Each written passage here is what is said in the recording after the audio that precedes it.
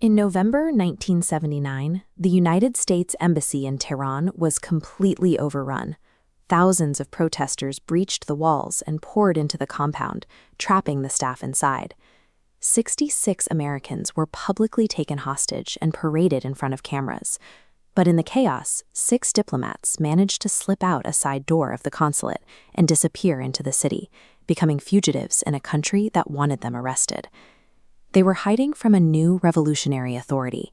The streets were controlled by supporters of Ayatollah Khomeini, who were fueled by anger toward the exiled Shah and the American government that protected him. The 6 escapees eventually found sanctuary in the homes of Canadian diplomats.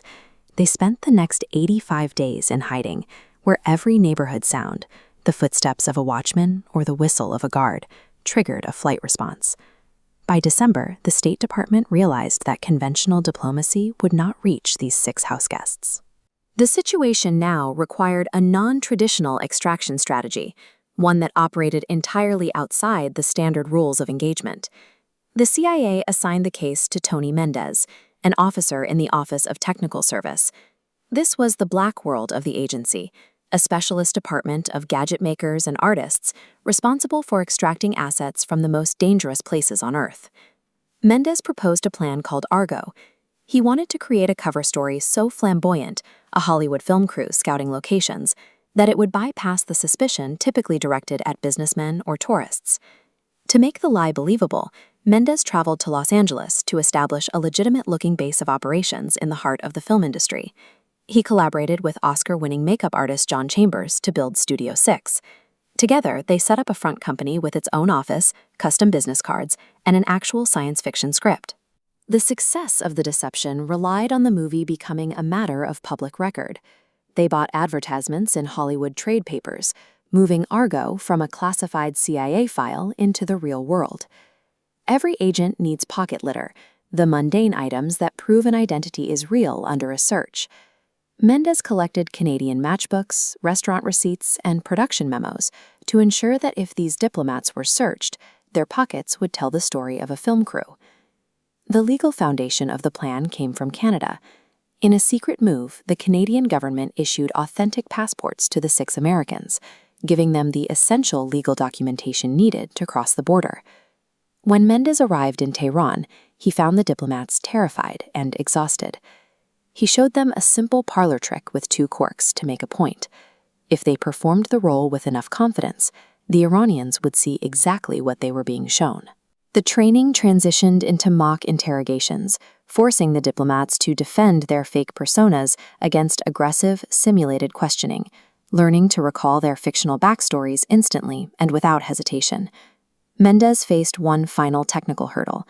He needed to forge the Iranian entry stamps. He used high-octane scotch from the ambassador's liquor cabinet to revive a dried CIA ink pad, making the dark pigment viable for the forgery. The house guests were no longer diplomats. Wearing flamboyant costumes and carrying their production portfolios, they had become a fully equipped film crew prepared for their final performance.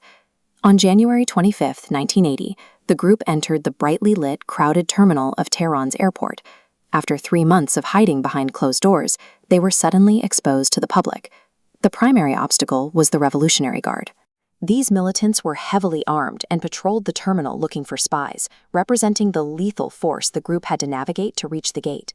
A mechanical delay of Swissair Flight 363 turned the escape into a test of nerves. The group had to maintain their loud Hollywood personas for hours while the guards watched the lounge. The pressure led to mistakes. One nervous diplomat picked up a local Farsi newspaper, a giveaway for a Canadian film crew. Mendez had to intervene immediately to keep the disguise from crumbling. At the final checkpoint, a sleepy official barely inspected the forged yellow exit forms. He stamped their papers and cleared the group for boarding without looking up. The escape worked because Mendez maintained the psychological pressure until the bureaucracy blinked. They didn't need to be perfect, they just needed to stay in character long enough to leave the ground. After landing in Zurich, Mendez immediately disappeared. For the 6 diplomats, the crisis was over. But for Mendez, he simply returned to the shadows of the agency.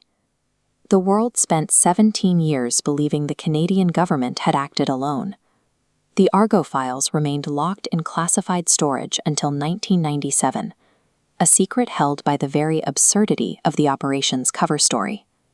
The Argo mission succeeded through pure audacity. By constructing a lie with enough layers of physical and psychological evidence, Mendez forced the Iranian authorities to accept a manufactured reality as the truth.